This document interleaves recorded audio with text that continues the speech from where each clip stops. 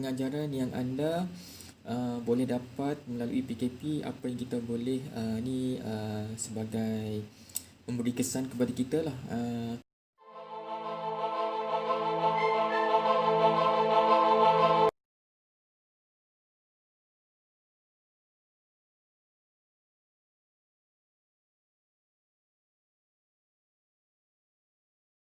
Assalamualaikum dan selamat kembali ke NHA Tube. So hari ini saya akan berbincang lagi berkaitan dengan PKP. Apa pengajaran yang anda boleh dapat melalui PKP, apa yang kita boleh sebagai memberi kesan kepada kita lah. Terutama yang kita tak boleh ke mana-mana, kita duduk rumah, kita jaga kesihatan dan sebagainya. Tanpa melengahkan masa lagi, jom saya simpulkan 6 perkara ataupun 6 pengajaran daripada tempoh PKP ni lah. Jom. Okey, seperti yang maklum, yang pertama saya akan share berkaitan dengan kita dapat menjaga kesihatan daripada wabak COVID-19 ataupun pandemik COVID-19. Iaitu maksudnya kita sekarang dalam tempoh PKP, tak ada keperluan, kita tak perlu keluar lah. Maksudnya apa yang saya nak inform, kita patuhi SOP yang dibuat oleh kerajaan, 3S dan 3W tadi lah, 3S dan 3C. Lebih kurang macam tu lah, kalau salah betul kan. Okey, maksudnya kita tak terdedah lah kepada bahaya ataupun wabak COVID-19. Kita tak bercampur dengan orang lain, kita bercampur dekat keluarga ni, kita dalam rumah ni, dalam kompong kita sendirilah. Iaitu kalau boleh tak ada keperluan tu jangan keluar. Itu yang pertama, kita boleh menjaga kesihatan.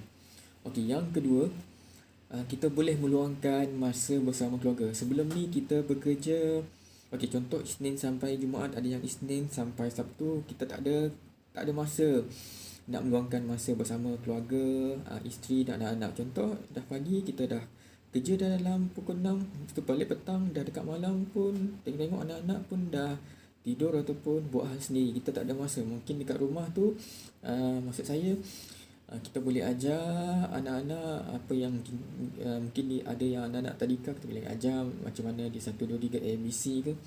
Yang kedua, kita boleh bersama-sama dengan anak-anak untuk bermain permainan game ke, ataupun kita boleh share pengalaman kita, macam kita bercerita dengan anak-anak apa yang kita buat. Maksudnya kita boleh ada masa lah nak luangkan masa. Okey, yang ketiga, kita boleh melakukan pelbagai aktiviti di rumah. Contoh apa yang saya cakap tadi, kita boleh menanam pokok bunga, bercucuk tanam, buat DIY, mengecat rumah, mengemas rumah dan macam-macam aktiviti selain. Sebab kita dah ada masa, so keperluan tu kita boleh mempelbagaikan aktiviti di rumah lah. Maksudnya kita aktiviti apa yang kita boleh buat, aktiviti dekat rumah. Mungkin makan-makan bersama family, yang tu makan memang tak jauh lah kan. Okay. Yang keempat, disebabkan pandemik, ada setengah kawasan, maksudnya kita boleh berjimat cermat. Ada yang sekolah kawasan tu dia dah tutup. Mungkin dari segi pendapatan kita boleh berjimat. Kita beli apa yang perlu, yang tak perlu kita tak payah beli. So kita boleh menyimpan dan berjimat cermat. So mungkin daripada permulaan RM1 kita simpan dalam tabung, kalau dah 30 hari RM30. So dekat situ kita kena konsisten dan disiplin, kita boleh berjimat cermat. Yang kelima, kita boleh mengurangkan, pada masa yang sama kita boleh mengurangkan hutang.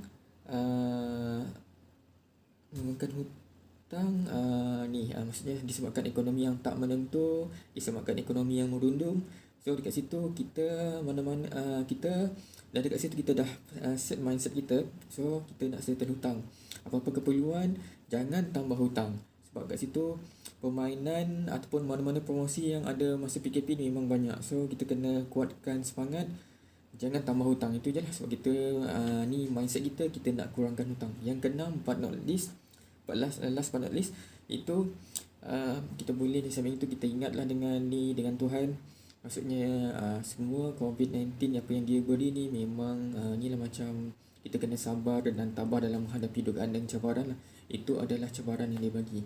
So di samping itu kita boleh ingat kat dia, kita banyak melakukan aktiviti keagamaan bersama-sama family, duduk sama macam solat berjemaah bersama, baca Yasin, baca Al-Quran dan sebagainya lah. Maksudnya kita duduk sama-sama, kita buat sama-sama, maksudnya kita saling mengingat Tuhan.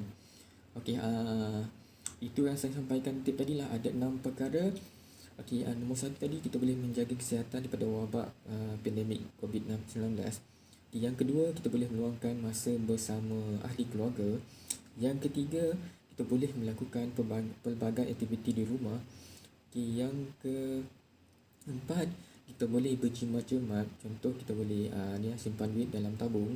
Yang kelima, kita boleh mengurangkan hutang. Apa hutang jahat kita boleh settlekan dulu lah.